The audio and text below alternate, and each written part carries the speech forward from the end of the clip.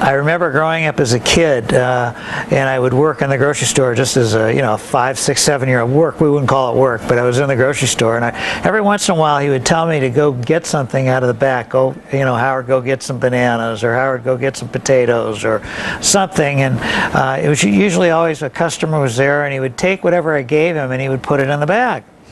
And I remember I was about 8 or 9 years old, and I asked him, I said, "Dad, I think you forgot to ring that up on the cash register because I didn't see him push the buttons." And he said, after the customer had left, he said to me, "Well, let me tell you why that I do that, is that all these people that come into our store, they're all our neighbors." Yeah, no question, I was proud of that. I was proud of that because everybody loved my dad. Right, Al Behar's grocery, and the neighbors loved him. And I remember I used to go deliver to around the neighborhood groceries to people who would call in an order, and they'd always put their arm around me and hug me and say, "We love your dad." And I knew it was because of that, because of how he treated them. I mean, they knew that he cared about them, and so no question, I was proud of that fact. I worked for a company called Grand Tree Furniture Rental, and I'd gotten a promotion, and one day the chairman CEO of the company came to me and said, "Howard, hey, we really love you. You've done a great job. You deserve the promotion. But there's some things that I think you ought to change about yourself." And the things that he asked me to change were, one, that went to the core of who I was as a human being, how I processed things. I was passionate and emotional back then. I'm still the same now. And he didn't think that being emotional was something that was good when you wanted to be an executive. And he tried to get me to change. And it was a very difficult process for me, and I couldn't. And I became depressed over it. And first time I'd ever really suffered any depression that I can remember of any kind. And in my attempt to change, I realized that it wasn't me, that I could not go there. I could not be what he wanted me to be. The problem was I didn't know who I was. I was just Happy Howard being Howard, right?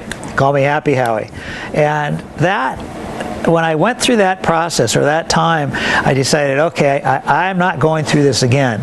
If anybody ever again says, "Howard, we think you ought to be something other than you are," I wanted to be able to at least have a discussion about who I was. And so I began the process of self-discovery. What were my values? What did I want to accomplish in my life? What did I want to leave behind? Kind of who was I? Who was Howard in 50 words or less? And that has really informed my life, and I listed out my core values, and I thought about what my mission might be. And at that time, it was kind of pretty basic mission. I wanted to be known as, I was working in the home furnishings business at the time, and I wanted to be known as one of the best leaders in the home furnishings industry. And over time, it changed to what it is today, which, I want to nurture and inspire the human spirit every day, beginning with myself first and then for others.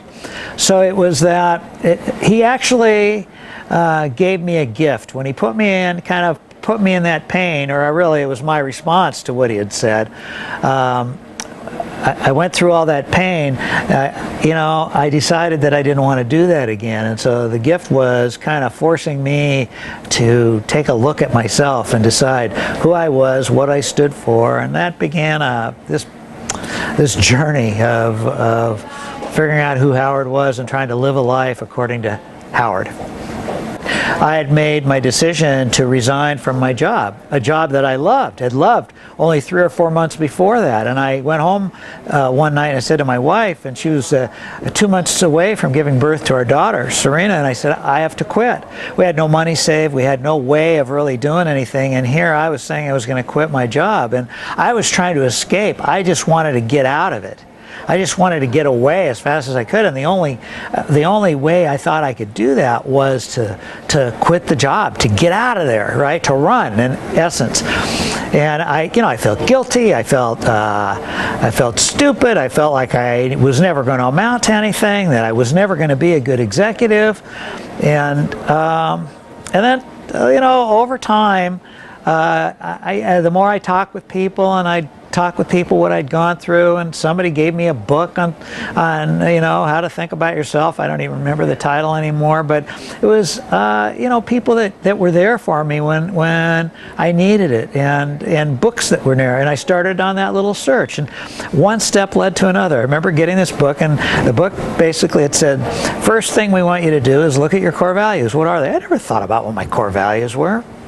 And so I started doing that work, and it was tough. It was really hard because there was this list of 300 words, and I was trying to figure out, God, the book said you had to get it down to about 8. And I thought, 8 from 300? And that was tough, and I gave it up, and then I came back to it, and it was a herky-jerky process. It wasn't like, gee, I came out of it and I went on this path to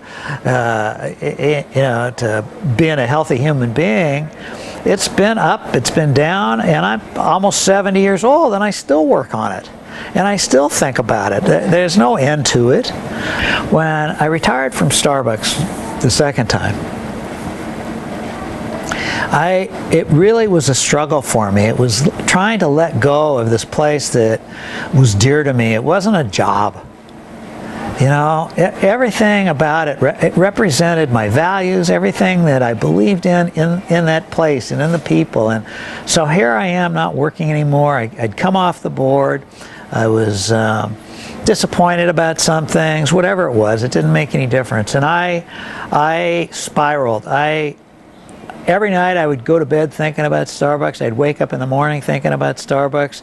And I knew that it wasn't healthy. I wasn't a kid anymore, and I kept saying to myself, Howard, move through this, move through this. I was doing all the things, thinking that I was doing all the things, trying to move through it. Howard, you'll get over this. This will pass. And all the self-talk that was going on. And it just didn't seem to go away, and I kept trying to replace Starbucks. I needed to replace those passions and that purpose that went along with that kind of being part of that kind of organization. One day I was laying on the sofa and I was reading a book.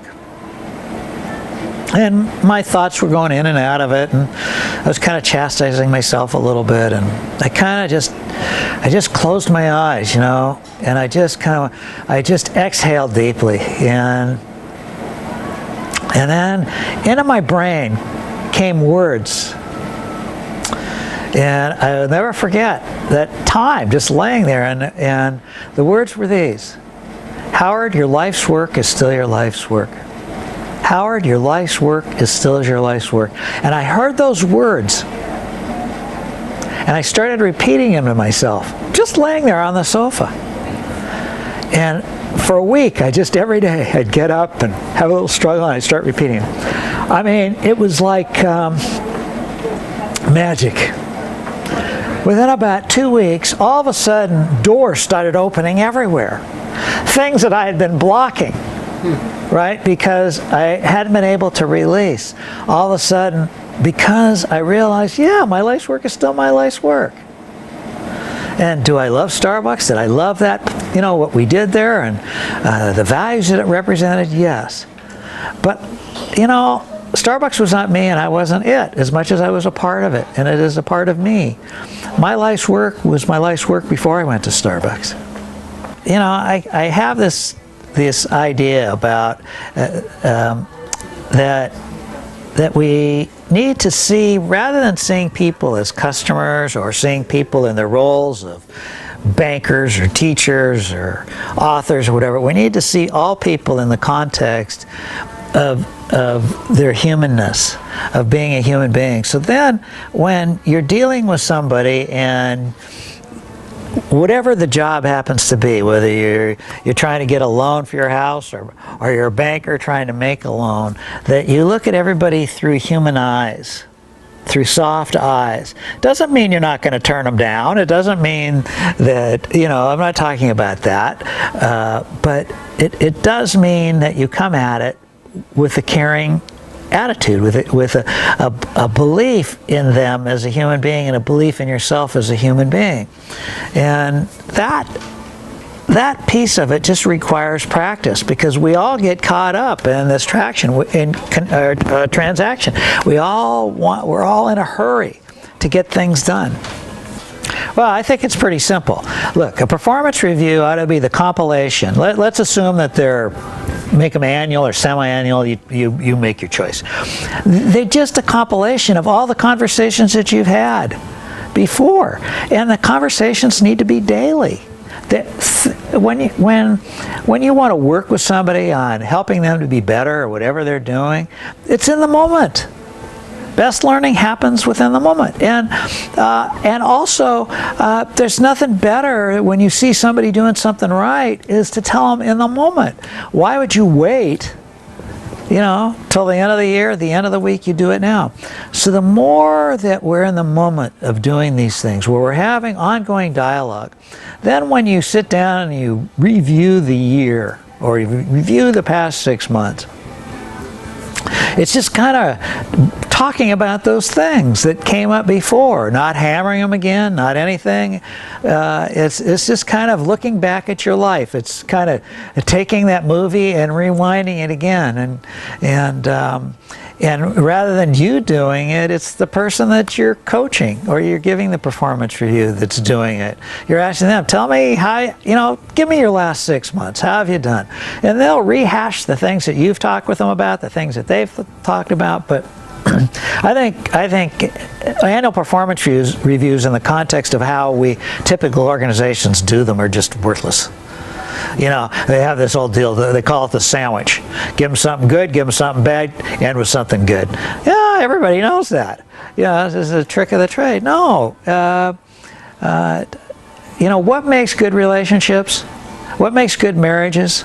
Constant communication. The good, the bad, and the ugly. But constant communication, because you gain trust with each other. Mm-hmm. Right? And, trust is the glue that makes the world go around. Without it, nothing can happen. And the way you gain trust is always being there, not just being there for the performance review time. The caveat is this, is that caring about people doesn't ensure success. Not caring about people doesn't ensure success either. The question is who do you want to be? How do you want to live your life? What kind of organization do you want? But I will make a case for successful companies that I can point out that I know. I'm a retailer, so those are the companies that I'm most familiar with. I mean, Starbucks is certainly one. We treated people with respect and dignity. We had good, open, honest communication, and I would say that by any measure, Starbucks has been successful at all levels. Right? Not only the financial level, but low turnover, high economic performance, global expansion, all the things that we talk about in the business climate. Company like Costco, same thing. Nordstrom, same thing. There's been company after company. And the ones that haven't, they lose sight of their greater purpose. They lose sight of why they're there. The people lose sight of their passion for what they're doing. And slowly but surely it destroys an organization. One that comes to mind immediately is this whole concept of trust. You have to give trust before you get it. A lot of leaders say, well, I'll give you trust when you prove that you're trustworthy. Baloney. You automatically give trust. People have to unearn trust. The other thing is a word that's not used at all, really, or much in the business world is this word called love. I'm not talking about the passionate love that we have for our wives or our spouses or our kids or that kind of love. I'm talking about the love and respect that we have for human beings, and that we see value in all human beings. And I think that we need to think with love in our hearts. It doesn't mean don't hold people accountable. Performance counts in this world, and that's whether it's in a marriage, being a father or mother. Right? It also counts in the business world. We hold people accountable. But it doesn't mean that we don't love people that we hold accountable. I've fired many people with love in my heart, and they know I cared about them. And I told them I cared about them, but we'd had one too many conversations about lack of performance, but there were no surprises. What that caring looks like is you give trust before you get trust. You give love before you get love. And people know the difference. People know when you're just trying to manipulate them. People know when you don't care. You can't hide it. You know, we hear leaders all the time saying people are our greatest asset. As soon as I hear that word asset, and I've used it before in my own life, but I don't anymore. People are not assets. You own assets. Assets are trucks and computers and buildings and equipment. And pretty much they always give you what you expect. People never give each other what they expect. I mean, for those, you know, you're married, I'm married. I mean, I'm always amazed sometimes what comes out of my wife's mouth, and I've been married for 38 years. You know, you always get unique things because we're human. So, you know, how does it work? Understanding that each person is an individual. They're not assets. You don't own them. They can choose or not choose to be part of your organization. There's nothing that keeps them there except maybe fear of loss. And the more we treat people with caring, with love, you know, the more they want to perform, the more they want to be part of the organization. When you trust people and you give them more responsibility and accountability when they're ready for it, sometimes even when they're not ready for it, the more they want to perform. The more they don't want to let you down, and they don't want to let their teammates down, and they don't want to let themselves down. And it just works. It's not, there's no magic here. And they're probably not, there's nobody that I have ever, I mean, I've seen some people, couple people that are self-destructive, but very few. Very few. Most people want to do a good job. You just have to help them get there. That's all. And most of the time it requires getting out of their way. Yeah, well, I think everything starts with that relationship piece. There's this old saying that probably you know, that people don't care how much you know, they want to know how much you care. And that is so absolutely true. I don't care how great, how much you know as a leader or as a boss, even if you're so absolutely technically proficient in a technical kind of organization. You know, they want to work with people that they like and with people they believe like them. What I would like to see more leaders be more introspective. More leaders learn to lead themselves more effectively. More leaders learn to look at themselves and understand who they are and how they function, and try to find a way to lead life on one continuous loop. There's too many leaders that are one way at work and another way at home. And I just don't believe that works. You know, I think that what your values are, who you are, you need to be that way on a consistent basis throughout your life, so you're not thinking about where you are. I have this little board of directors that sits on my shoulders, right? And they're yapping at me all the time. And, you know, I've even named them. And they all are trying to influence me, you know. And I have one that's kind of at me all the time, you know. Howard, you're not good enough. Howard this, Howard that. And then I have another one that says, Howard, you're fantastic, you know. And I have another one that, Howard, the angry Howard that gets disappointed in things, you know, in football games or whatever it happens to be, or when things don't go my way. But whoever they are and whatever roles they're playing, they're talking with me all the time. And I have had to learn how to manage them. I don't want them to manage me, but yet I listen to all of them. Now, sometimes I have a couple that are pretty not so nice. Right? They're not my favorite board members, but unfortunately they own a lot of stock in my company and I just can't get rid of them. But what I've learned is if I fight back against them, if I try to shove them out, they come back with a vengeance.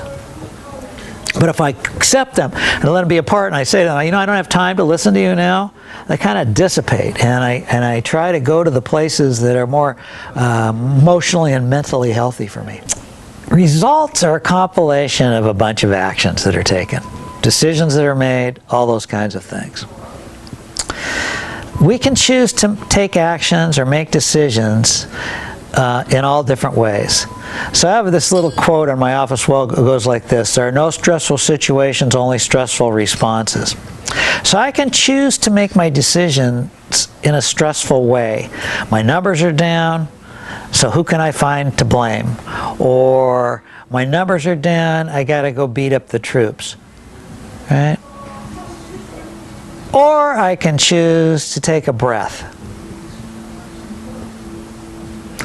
and ask the question, why are my numbers down?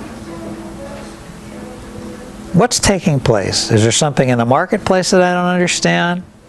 Do I have a performance problem with an individual somewhere? Right? I can bring it all down. Not just responding, but thoughtfulness. If you don't understand yourself, if you don't understand, aren't aware of that board of directors that sit on your shoulders and are giving you input, then when you go to make a decision or take an action, right, it's kind of blind. It's just a response. And whoever comes up first, whoever your board members yells the loudest, becomes the direction that you head. And you don't want that to happen. What you want is to be able to take the input across that group of board members and mesh it together and be thoughtful and take this and take this and take this and try to dig down a little bit. And that allows you to make much better decisions, to be more thoughtful about what you're trying to do. I have a board member that's always wanting to blame others, right? That's one of my board members. It's always, I call him a he because he just happens to be externally focused. Howard, it's not your fault. It's their fault. It would have been done if not for them. Right? And there's a lot of people that listen to that board member. They have that board member and they listen to that board member. And the first place they go is they say, the reason we're not making the quarter is because so-and-so. Well, you know, if you're the boss and you believe the buck stops here, then the buck stops here. It ain't because of so-and-so. You either own the outcomes or you don't. It isn't somebody else. Companies in our world today, particularly in public companies, we love this line on the P&L statement from quarter to quarter to quarter. It just goes up like that, straight up. No human being lives a life like that. Life is lived like this. It's herky-jerky, it's up, it's down, it's round, it's about. Now we're always trying to mellow it out. You know, we love this word happiness. There's no such thing as happiness. I mean, yeah, there is happiness, but it's fleeting. It comes in little bits and pieces. What there can be is fulfillment. And what fulfillment is about is disappointment, pain, anguish, happiness, joy, love, all those things. To have a fulfilling life, you have to experience all of those things. A business is exactly like that. It's exactly like that. It's representative of a human journey. And so this drive towards economic success, it's important. I'm a capitalist pig. I love making money. I love turning in the numbers. But I never thought I had to do it on the backs of people. I never thought that I had to blame others for lack of production or lack of making a number or whatever it is. The board member that I always looked to was the one that said, Howard, you own this. Howard, you own this. There's nobody else that owns this, so get over it. Now let's go find out. Let's go find out what we missed. I have 6 grandchildren. I remember when the first one was born, Sydney. She's 12 years old.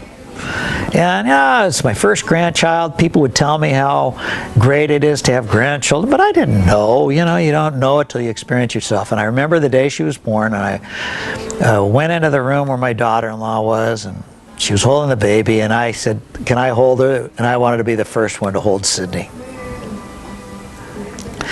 And then my wife and we would go babysit so our kids could go out on dates. Of course, it was just we would go anytime, any excuse to go to stay with our granddaughter.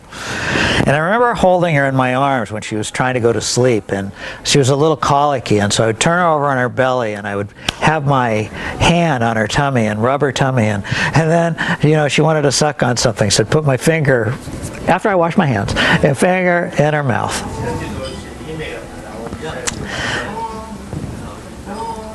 That was heartfelt. Right? She wasn't my daughter. She was my granddaughter. Came from my kids, and it was something inside of me. That same feeling. Maybe you're not going to put your finger in your employee's mouth or rub their bellies. But in some other ways, you're going to do the same thing. And you know, she didn't know, she doesn't even remember that I rubbed her belly or had my finger in her mouth. But you know something? We have a closeness. Because she knows I care. She knows I care. And heartfelt leadership is about that, is putting yourself all out. Even when you're maybe not going to get anything back. Even when you might not get anything back. But the craziest damn thing about it is that you always do. You always do.